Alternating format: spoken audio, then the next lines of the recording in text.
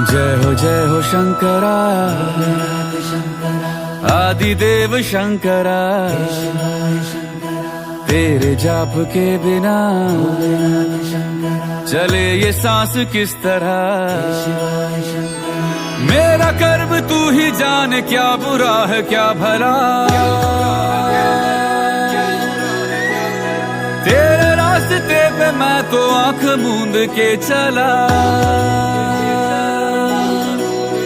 तेरे नाम की जोत ने सारा हर लिया तमस मेरा। नमो नमो जी शंकरा भोलेनाथ। हर हर महादेव। भक्तों, मैं हरिद्वार की निवासी हूँ और हरिद्वार एक बड़ा तीर्थ स्थान है। यहाँ पुरातन समय से देवताओं का आना जाना लगा रहा था। यह देवभूमि है, इसलिए हरिद्वार व ऋषिकेश के पहाड़ों और जंगलों में ऋषि मुनि प्राचीन समय में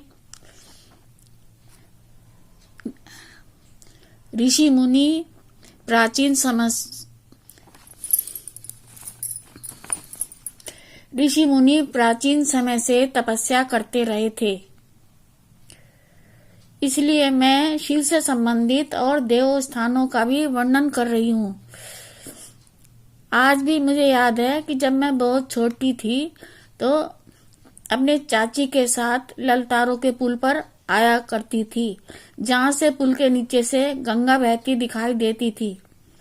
हम मछलियों के लिए आटा डालते थे और बड़ी बड़ी मछलियां आकर सतह पर तैरा करती थी, तो मैं उन रंगीन मछलियों को लगातार देखती रहती थी, जो मुझे बहुत अच्छा लगता था। वो सीन आज भी मुझे अभी तक याद है। हरिद्वार में कई ऋषि मुनि मनसा देवी पहाड़ से उतरकर हर की पौड़ी के स्थान पर स्नान करने आया करते थे।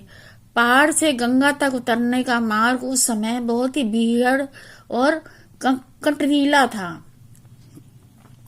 इसलिए इस स्कंद पुराण में इसका वर्णन आता है कि राजा भर्तृहरि ने यहाँ तपस्या की थी। उनके बाद उनकी स्मृति ने उनके भाई राजा विक्रमादित्य ने यहाँ सीढ़ियों का निर्माण कराया था, जो कि हर की पैड़ी पवित्रतम तीर्थ स्थान है। ऐसे ही एक मुझे और घटना याद आती है। भारत ऋषि मुनियों की धरती रही है। यहाँ प्राचीन काल से ही ऋषि मुनि तप साधना किया करते थे। इसके बारे में मुझे याद आती है एक विशेष घटना जो आजकल देखने को नहीं मिलती। इसलिए मैं आप सबको सुना रही हूँ कि भक्ति की पुरातन रीति की परंपराएं कैसी थी। समय बदला, समय के साथ साथ अनेकों परिवर्तन हुए। ऐसे आध्यात्मिक दृश्य अब देखने को कहाँ मिलते हैं। जब मैं 8वीं कक्षा में पढ़ती थी, उस समय की बात है। हमारे स्कूल का पिकनिक टूर जा रहा था। हमारे स्कूल वाले बच्चों को ऋषिकेश घुमाने हमारे स्कूल वाले मास्टर बच्चों को ऋषिकेश घुमाने ले जा रहे थे। जाने का खर्चा उस समय लगभग शायद 30 रुपए था। मेरे पिताजी ने टूर पर पिकनिक जाने की आज्ञा दे दी थी। तब हम अपने क्लास टीचर के साथ और बच्चों के साथ गीता भवन, स्वर्ग आश्रम, लक्ष्मण झूला आदि हमने देखा। उस समय गाड़ी मोटर की सवारी बहुत कम थी।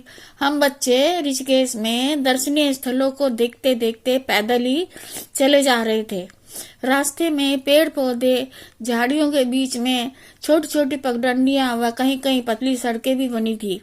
उन रास्तों में हमने देखा जगह जगह पेड़ों के नीचे समाधि लगाए अनेकों सन्यासी बाबा लोग बैठे थे।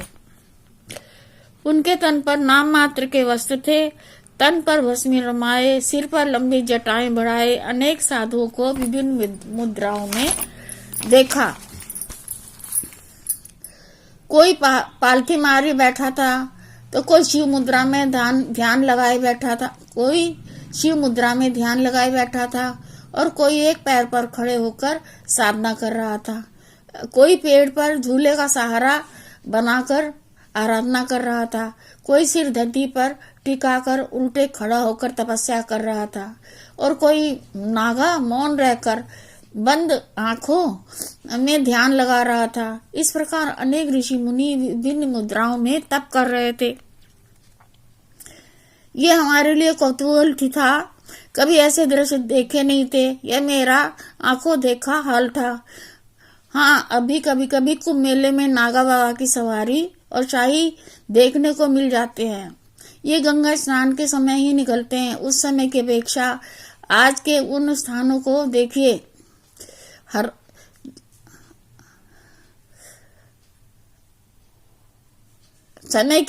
उस समय की अपेक्षा आज के उन स्थानों को देखिए, जमीन आसमान का अंतर मिलेगा। आज जंगलों में खुले में साधना करने के स्थान पर बड़े बड़े विशाल संघ, आश्रम और धर्मशाला भवन बन गए हैं। शरीर को कष्ट देकर ईश्वर की तप साधना के स्थान पर आज की भक्ति सहज और आसान हो गई है। लोग, श्रद्धालु व भक्तजन आश्रमों में जाकर संतों व गुरुजनों से ज्ञान प्राप्त करते हैं, कथाएं व उपदेश सुनते हैं। सुख और शांति के तलाश में साधु संतों की शरण लेते हैं। किंतु आजकल आपको उन स्थानों पर सर्दी, गर्मी, बरसात सहकर ईश्वर की भक्ति करने वाले साधु संत, महात्मा और सन्यासी कभी नहीं मिलेंगे। बोलो शिव शंकर भोलेनाथ की जय।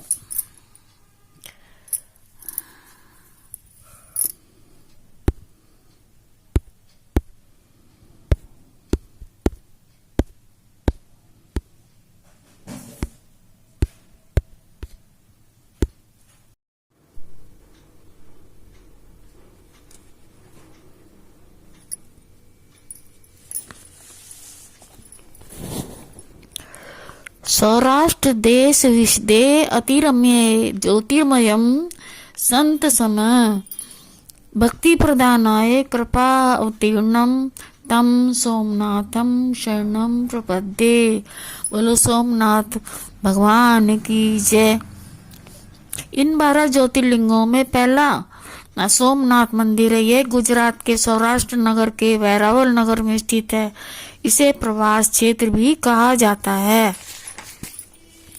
किंवदंतियों के अनुसार कभी यह मंदिर बहुत ही भव्य और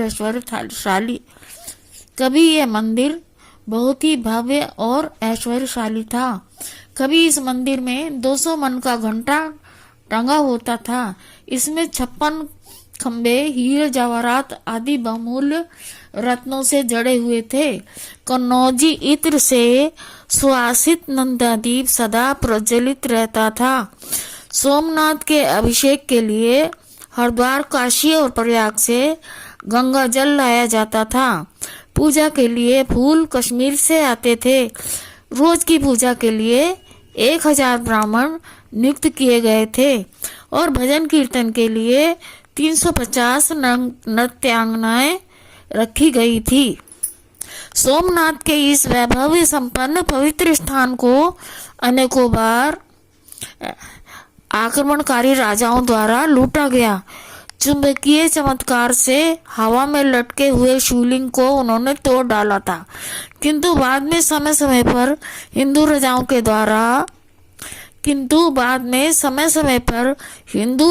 के द्वारा इसका पुनर्निर्माण किया। बाद में रानी अहिल्याबाई होलकर ने इस मंदिर को बनवाया था। शिव पुराण के बारे में एक कथा है कि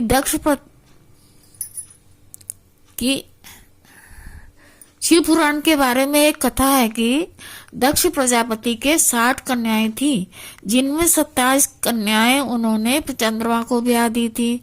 किंतु चंद्रमा सभी पत्नियों से रोहिणी में को सबसे अधिक प्यार करते थे, जो अन्य पत्नियों को अच्छा नहीं लगता था।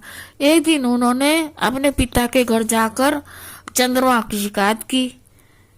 यह सुनकर दक्ष ने चंद्रमा को बुलाकर समझाया कि सभी पत्नियों से एक जैसा व्यवहार करो, किंतु चंद्रमा नहीं माने और उनका व्यवहार पहले जैसा ही रहा।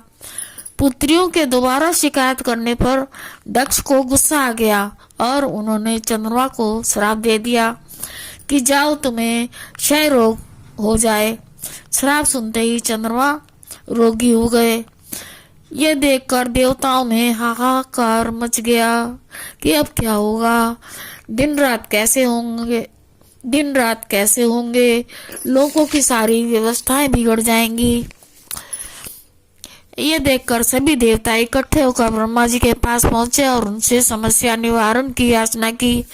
ब्रह्मा जी ने कहा कि चंद्रमा प्रवास क्षेत्र में जाकर शिव की तपस्या करके उन्हें प्रसन्न करें, तभी कुछ हो सकता है। देवताओं के कहने पर चंद्रमा प्रवास क्षेत्र पहुंचे और ओम त्र्यंबकम यजामहे सुगंधिम पुष्टिवर्धनम उर्वारुकमेव बंधनात् मृत्योर्मुक्षी यमामृता, इस मंत्र से शिव जी को प्रसन्न करने का प्रयास किया। उन्होंने लगातार खड़े होकर 10,000 महामृत्युंजय का कठिन तप किया। इससे प्रसन्न होकर शिव जी ने उन्हें दर्शन दिया तथा चंद्रमा की कलाओं को 15 दिन घटने और 15 दिन बढ़ने का वरदान दिया। इस प्रकार चंद्रमा रोग मुक्त होकर अपनी ड्यूटी पर आ गए और रात को प्रकाश देने लगे। चंद्रमा के अनुरोध पर शिव जी उन्हीं के नाम पर वहीं प्रवास क्षेत्र में बस गए और सोमनाथ कहलाए। एक बार सोमनाथ की तीर्थ यात्रा का सौभाग्य मुझे भी प्राप्त हुआ। मैं अपने पति जोशी जी के साथ प्रवास क्षेत्र गई और सोमनाथ जी के दर्शनों का लाभ प्राप्त किया। उस समय वहाँ 2 मंदिर थे, एक नया और एक पुराना। दोनों मंदिर पास पास हैं। पहले हमने पुराने ज्योतिर्लिंग के दर्शन किए और दूध और फूल पत्ती आदि चढ़ाकर पूजा की। उस समय ज्यादा भीड़ नहीं हुआ करती थी। हमने आराम से दर्शन किए और पूजा की। समय के अंतराल से मंदिर कुछ धंस सा गया है, यह जैसे नीचा सा हो गया है। धरती में दबने के कारण प्रवेश दरवाजे छोटे हो गए हैं। गर्भगृह व मंदिर की दीवारों पर बनी प्राचीन कलाकृतियां सुंदर वास्तुकला का बेजोड़ नमूना है। जो उन दीवारों पर नक्काशी छपी हुई है वो देखते ही बनती है। आज भी वे अभी तक भी सजीव लगती हैं।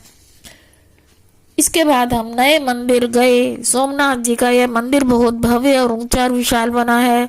मैंने यहाँ प्रसाद, वस्त्र और जोत बत्तियां भी चढ़ाई। मैंने मंदिर के पंडित जी से कहा कि यहाँ मंदिर में दीपक जलाने तो नहीं देते, इसलिए आप 31 दिन तक रोज एक दीपक मेरी तरफ से जला दिया करना। तब पंडित जी ने जोत की डिब्बी लेकर भगवान के चरणों में रख दी थी। वहाँ हमने फोटो भी खिंचवाए और आसपास के